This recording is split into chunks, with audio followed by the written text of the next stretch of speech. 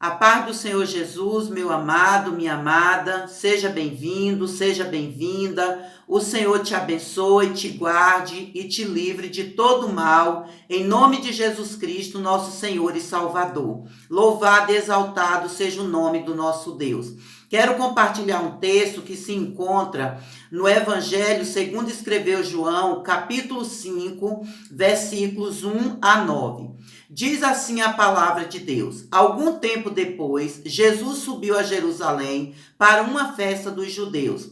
Há em Jerusalém, perto da Porta das Ovelhas, um tanque que, em aramaico, é chamado Betesda, tendo 5 entradas em volta. Ali costumava ficar grande número de pessoas doentes e inválidas, cegos, mancos e paralíticos. Eles esperavam um movimento nas águas. De vez em quando descia um anjo do Senhor e agitava as águas. O primeiro que entrasse no tanque, depois de agitar as águas, era curado de qualquer doença que tivesse. Um dos que estavam ali era paralítico, fazia 38 anos. Quando o viu deitado e soube que ele vivia naquele estado durante tanto tempo, Jesus lhe perguntou: Você quer ser curado? Disse o paralítico: Senhor, não tenho ninguém que me ajude a entrar no tanque quando a água é agitada. Enquanto estou tentando entrar, outro chega antes de mim. Então Jesus lhe disse: Levante-se, pegue a sua maca e ande. Imediatamente o homem ficou curado, pegou a maca e começou a andar. Exaltado seja o nome do nosso Deus. Meu querido e minha querida, quão profunda é a palavra de Deus, quão grande é o nosso Deus em seus grandes feitos, quão maravilhosa é a palavra de Deus para as nossas vidas. Nós estamos diante de um texto que traz diversas verdades para as nossas vidas. A primeira verdade que podemos tirar desse texto é que o nome do tanque que havia naquela localidade. Fala que era perto da Porta das Ovelhas, haviam várias entradas na cidade de Jerusalém e é especificado que o tanque era perto da Porta das Ovelhas e todo aquele que recebe Jesus como Senhor e Salvador passa a ser ovelha do seu pasto, porque ele é o sumo pastor.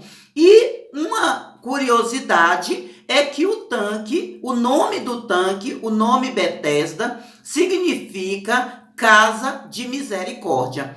E a misericórdia é uma das especialidades do nosso Deus. Por quê? Porque misericórdia está ligado à compaixão. E o nosso Deus, ele é misericordioso para com todos aqueles que o buscam, que vivem para a glória e louvor do seu santo nome.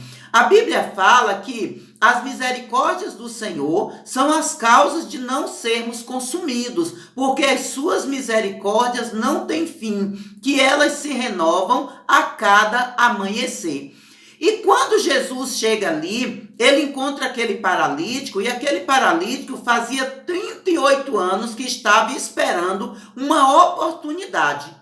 Só que quando Jesus pergunta se ele queria ser curado, ele não responde para Jesus que queria ser curado. Ele começa a falar da condição que ele vivia. E nisso aí nós podemos tirar uma outra verdade para a nossa vida. E qual é essa verdade? Nós precisamos chegar diante do Senhor com sinceridade do nosso coração. Por quê? Porque muitas vezes nós temos algumas necessidades e parece que nós não queremos que essas necessidades sejam supridas, como aquele paralítico. Claro que olhando para aquele homem há 38 anos naquela localidade, todos deveriam pensar que ele gostaria de ser curado, que ele queria ser livre daquela enfermidade.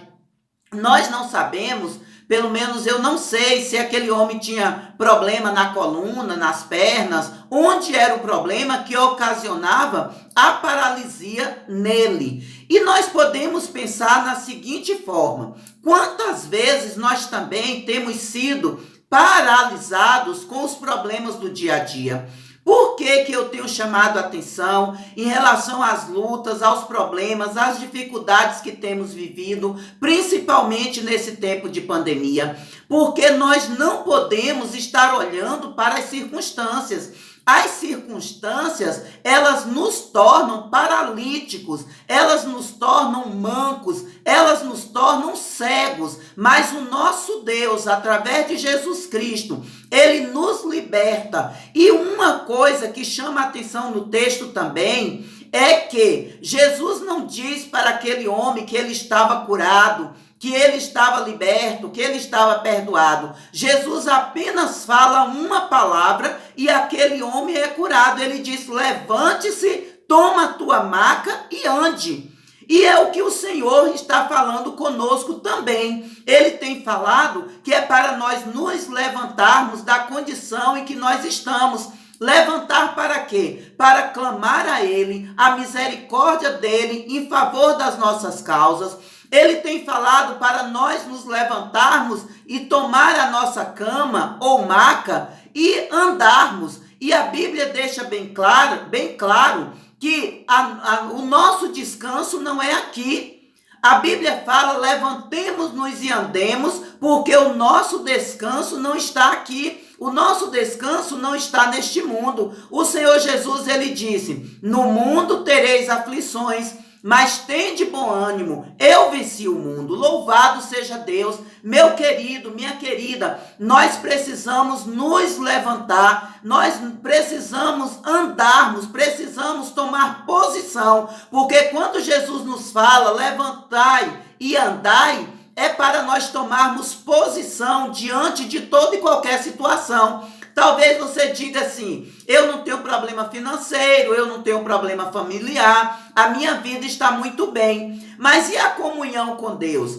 E as pessoas que ainda não conhecem ao Senhor, que dependem de mim e de você para conhecê-lo? Porque foi para isso que nós fomos criados, para o louvor e a honra, a glória e o louvor do nome do Senhor, mas também para cumprirmos o ide de Jesus. Jesus disse: ide por todo mundo, pregai o evangelho a toda criatura, e aquele que crê e for batizado será salvo. Aquele que não crê já está condenado, porque não crê no nome do Filho unigênito de Deus.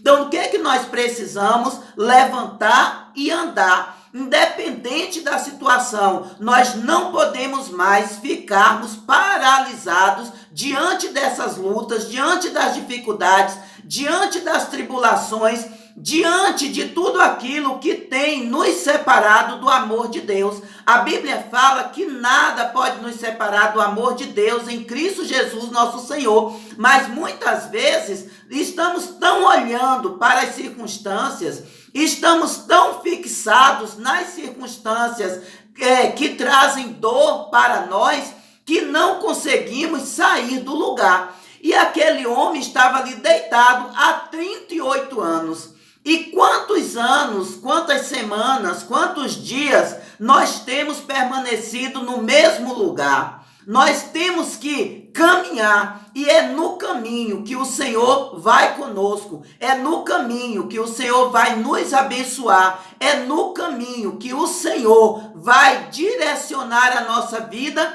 e quando menos percebermos, já estaremos com a vitória na nossa mão. Louvado e exaltado seja o nome do Senhor. Então, independente da situação, mesmo que não tenhamos ninguém para nos ajudar, foi isso que o paralítico disse para o Senhor: Senhor, quando o anjo vem que move as águas, que agita as águas, eu não tenho ninguém para me colocar lá no tanque. Vai alguém antes de mim e entra primeiro, e eu não consigo. E já faz 38 anos que eu estou aqui. E nós podemos observar, meu amado, minha amada, que muitas vezes não temos ninguém mesmo neste mundo, mas nós temos ao Senhor. A palavra de Deus diz que Jesus é o nosso advogado, que está ao lado do Pai, intercedendo por nós e advogando as nossas causas. Aqui na terra podemos realmente não ter ninguém para nos socorrer, Mas lá no céu, nós temos o nosso Senhor Jesus Cristo como nosso advogado e como nosso intercessor. E temos também o Espírito Santo de Deus, que intercede por nós com gemidos inexprimíveis. Então, confie no Senhor, porque o nosso advogado, ele não perde batalha. O nosso advogado não perde nenhuma causa. E o Senhor, ele vai nos ajudar e nos vai fazer vencer toda e qualquer situação. E em nome de Jesus, eu quero declarar sobre a sua vida e sobre a minha vida